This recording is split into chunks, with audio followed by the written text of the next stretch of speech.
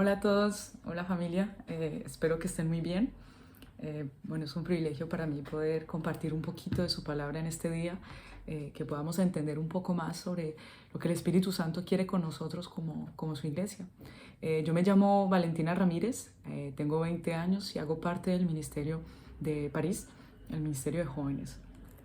Y en este día, pues, pensando en esto, en lo que vamos a ver hoy, a propósito de la sabiduría de lo alto, como lo pudieron ver en el título, eh, y es que muchas veces nosotros nos presentamos ante la palabra de Dios con nuestro entendimiento humano, con nuestra humanidad.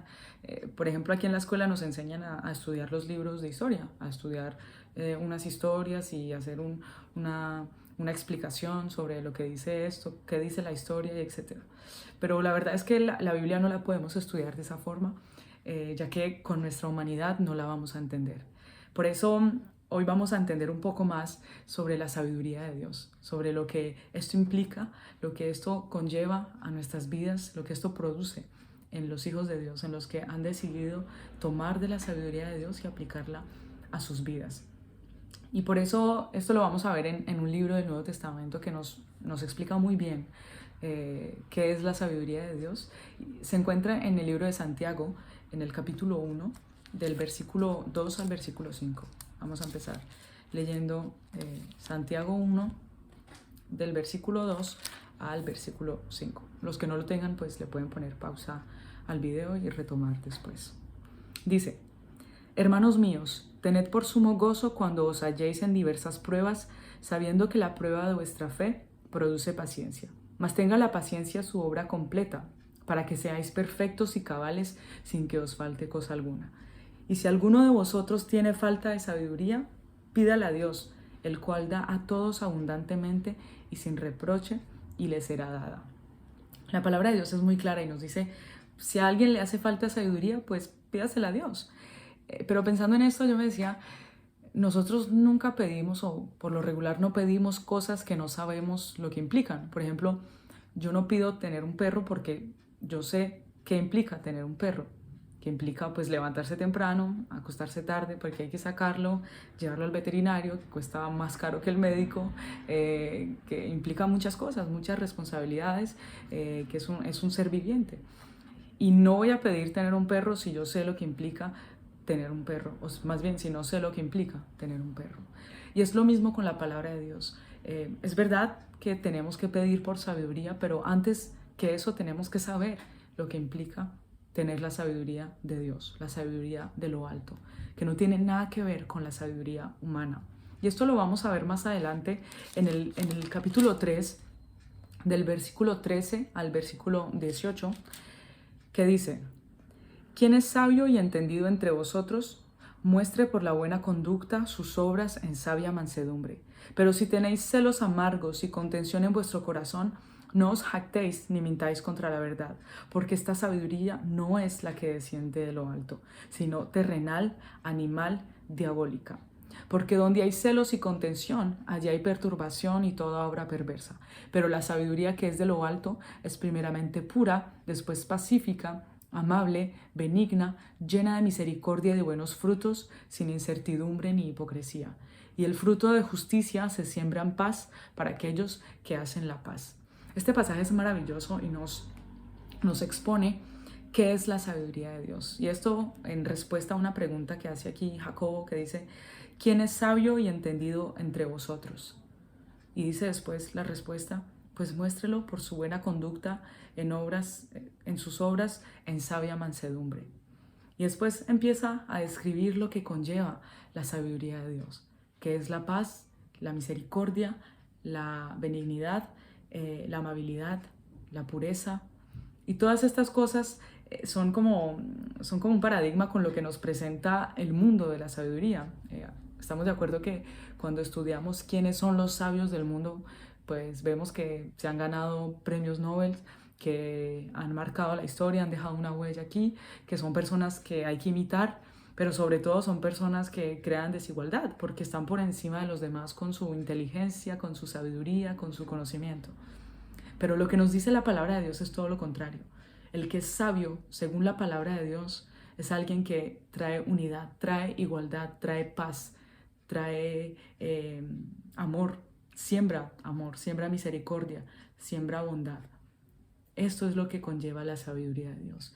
Y son cosas que a veces con nuestro entendimiento humano no logramos entender. ¿Cómo así que una persona sabia se tenga que hacer sierva de los demás, se tenga que hacer más pequeña que los demás? Es verdad, el mundo no lo presenta así, pero la sabiduría de lo alto sí implica una sumisión, una humildad, el reconocer que no somos nada, que somos iguales, que el que es sabio no es el que conoce mucho de la letra, de la palabra, es el que conoce a Dios, es el que conoce en intimidad cuáles son los planes de Dios para su vida y para su iglesia. Y por eso esto es algo que el mundo no va a entender, que el mundo no le cabe en la cabeza. Pero esto lo entendió Jesús. Y por eso Jesús, cuando él entendió la sabiduría de Dios, cuando él entendió el amor de Dios para su vida, él pudo entregar su vida por los demás. Él pudo entregar su vida por usted y yo y hacerse siervos, hacerse el siervo de todos nosotros, cuando él era y él es el Hijo de Dios. Por eso el mundo no lo pudo entender. El mundo lo vio, pero no lo conoció. El mundo no lo recibió porque no pudo entender cómo ese hombre que se decía ser el Hijo de Dios y que lo fue, se humilló y se hizo siervo. Pero es un hombre que entendió, Jesús fue un hombre que entendió la sabiduría de Dios, que el que es sabio es el que se hace humilde, el que se humilla, el que se hace siervo de los demás, el que busca la paz, el que busca cohesión, no el que se posiciona por encima de los demás. Y esto lo vamos a relacionar con un último pasaje que se encuentra en Primera de Corintios, en el capítulo 1, del versículo 25 al versículo 29. Primera de Corintios 1, del 25 al 29. Que dice: porque lo insensato de Dios es más sabio que los hombres, y lo débil de Dios es más fuerte que los hombres. Pues mirad, hermanos, vuestra vocación, que no sois muchos sabios ni entendidos, que no sois muchos sabios según la carne, ni muchos poderosos, ni muchos nobles, sino que lo necio del mundo escogió Dios para avergonzar a los sabios, y lo débil del mundo escogió Dios para avergonzar a lo fuerte. Y lo vil del mundo y lo menospreciado escogió Dios, y lo que no es, para deshacer lo que es, a fin de que nadie se jacte en su presencia. La palabra de Dios aquí nos dice, mire, entre ustedes no hay muchos sabios, no hay muchos poderosos ni muchos nobles, y eso es verdad. Miramos en nuestras iglesias y la verdad es que seguramente nadie dejará una huella en este mundo, aquí, en este mundo terrenal, en el mundo en el que estamos. Tal vez no vamos a dejar una huella en la historia, porque es verdad, no somos muchos sabios ni muchos entendidos. La mayoría somos inmigrantes, somos indocumentados, algunos en nuestros países, pero dice su palabra que estos mismos, los necios del mundo, escogió Dios para avergonzar a los sabios del mundo, porque los necios Él los llena de su sabiduría, de su entendimiento, de lo que acabamos de leer. Y por eso dice justo antes que lo que para el mundo parece insensato, lo que es insensato para el mundo y lo que puede parecer una fragilidad para el mundo, es lo que hace la fortaleza de Dios, es lo que hizo la fortaleza de Jesús, su humildad.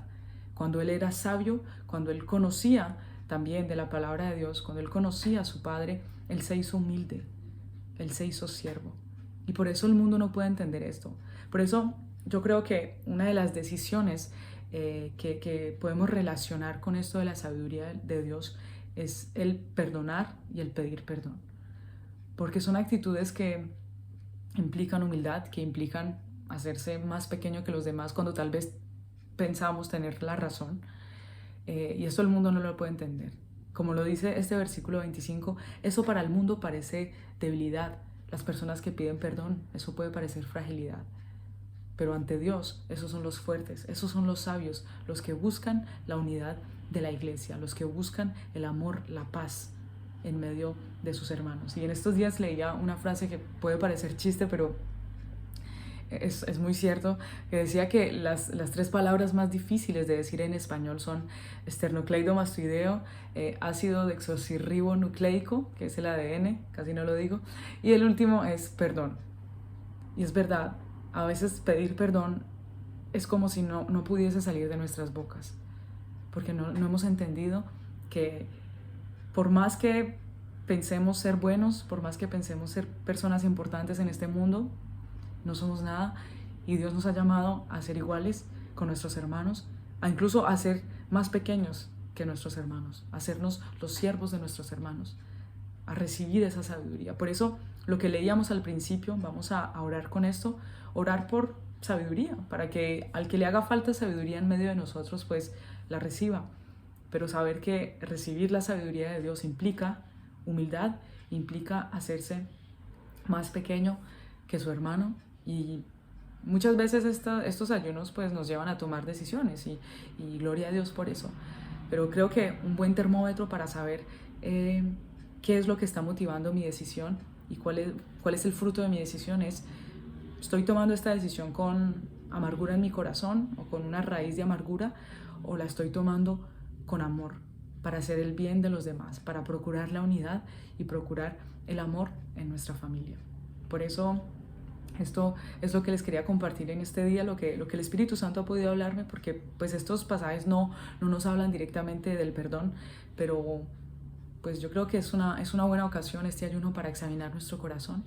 Es verdad, necesitamos la sabiduría de Dios, pero esto implica también muchas cosas, y no implica ser más interesantes, no implica ser más importantes que los demás, como lo presenta el mundo. Los sabios y los entendidos para Dios son los que se hacen más pequeños. Así que yo les invito a que oremos con relación a esto.